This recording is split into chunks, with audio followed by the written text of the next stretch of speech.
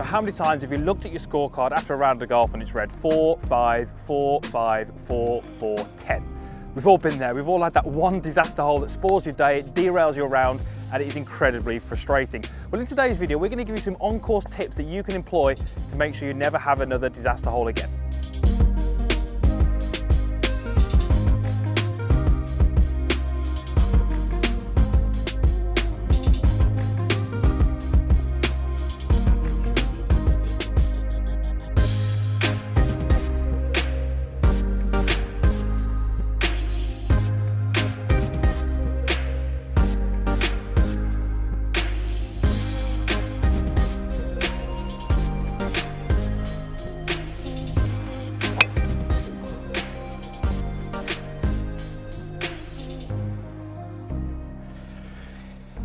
Okay, that was a pretty poor drive, way off to the right, certainly nowhere near where I was aiming. But this is golf. We're all going to hit bad shots. It's going to happen. There is not one golfer on this planet who's going to play 18 holes and not hit any poor shots. What we're going to do in this video is we're going to show you how you can make sure that bad shot doesn't turn into a disaster hole. I'm sure we've all been there, where you hit one loose shot and it kind of escalates and it snowballs and you walk off with maybe an 8, maybe a 9, and that's your scorecard done for the day. So, I've hit a bad shot. But let's quickly go through kind of shot choice and how avoiding a disaster hole starts before you've even made that first goal swing.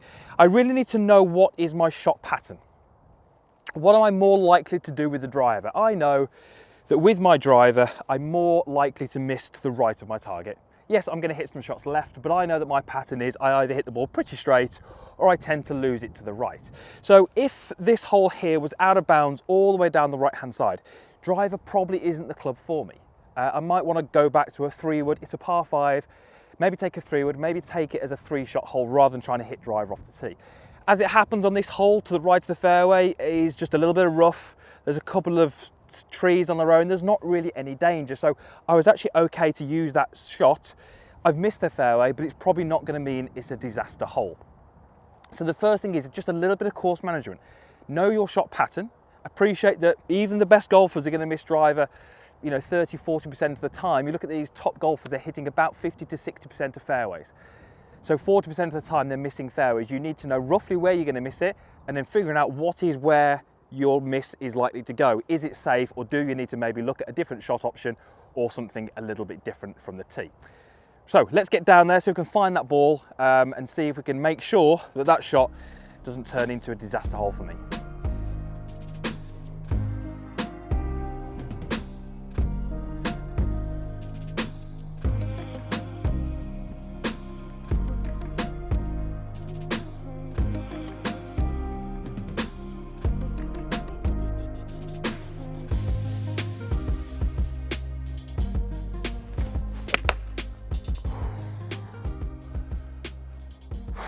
Well, that one could have gone anywhere. As it happens, it's gone all over there on the fairway, and I'm probably even going to be blocked out for my next shot.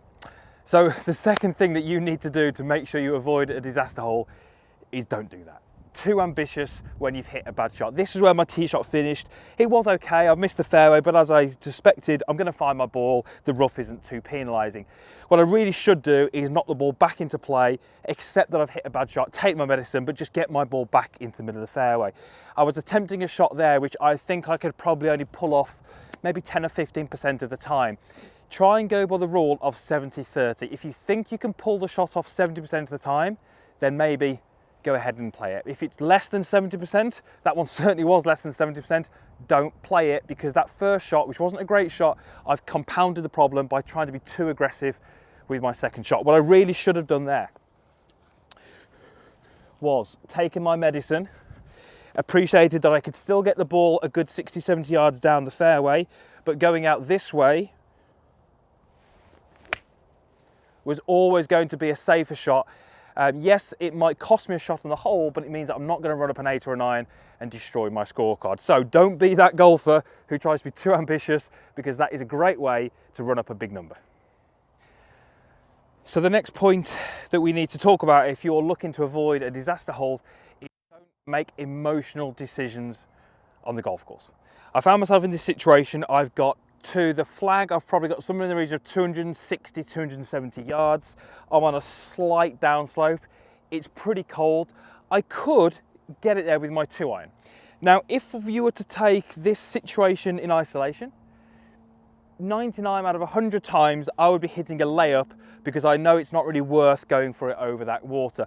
There's a very good chance that in the conditions it's not going to travel as far. The lie means it's not going to fly as high. There's a very, very good chance that I'm going to miss that green. Over the back is out of bounds, short is water. It's a very, very high risk shot. So I wouldn't really take this shot on.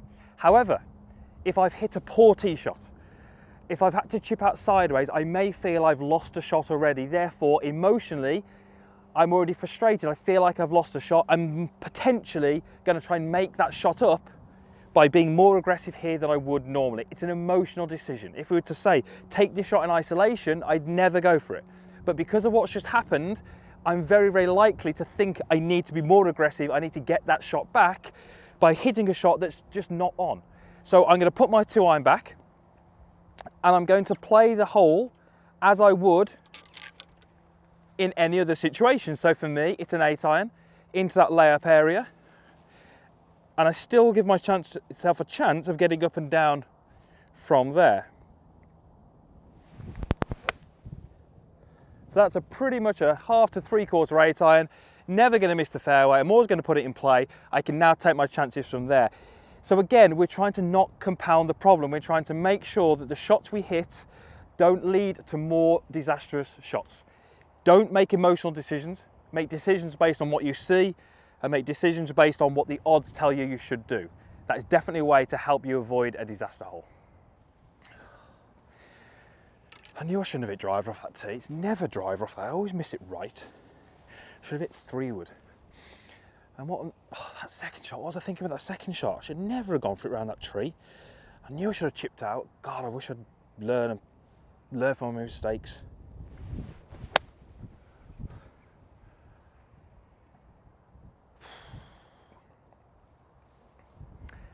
Living in the past. That is another real reason that we see golfers making these disastrous scores on holes, because they're still thinking about shots that have happened in the past, decisions they've made in the past. They're not focused on the shot that is in hand here. I've got this shot over water, which is around about 100 yards. There's a tear in the green, there's water short. I could go long. It's a tough shot. I need to be 100% focused. I need to make sure I've got my yardages right. I need to know how far it is to the pin, the front of the green, the back of the green, where's the wind coming from, where do I want to land it. I'm never going to be as in that shot and as focused if I'm still thinking about that tee shot, if I'm still thinking about the second shot and what I should have done differently there.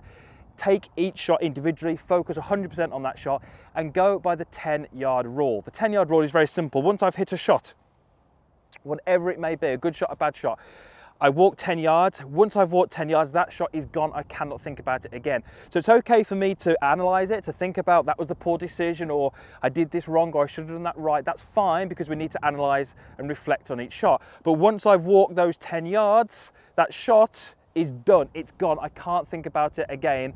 I can only focus on the shot that is in front of me.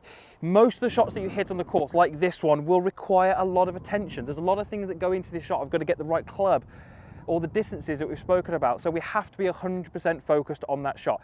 Think about if you were a caddy caddying for a player, what would you say to that player? You would be telling them to back off the shot. Focus on what you're doing. Don't think about what you've just done.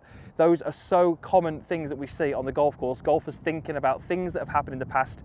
We cannot change those. We can only influence this shot here. If I'm not focused on this shot, it's very easy to do that. I've hit it in the water. I've now got to drop it. This is where we start to rack up those big numbers. So do not live in the past. Focus on the shot that is faced in front of you. So to conclude this video, we are always going to hit bad shots on the golf course. It's part of the game. It's what keeps it interesting. We need to make sure those bad shots only cost you a shot. They don't cause you to write 10 on your scorecard. So from the tee, don't hit the driver if you know there's a chance that you're going to hit it to the right and there's, let's say, out of bounds on the right. Don't hit a recovery shot unless you feel you can pull it off 70% of the time. Don't make emotional decisions on the golf course. So don't try and make up those shots that you've lost by hitting a shot which you wouldn't normally hit by being too aggressive. And finally, don't live in the past. Focus on the shot that's ahead of you. Don't worry about what's preceded you, because you can't change that.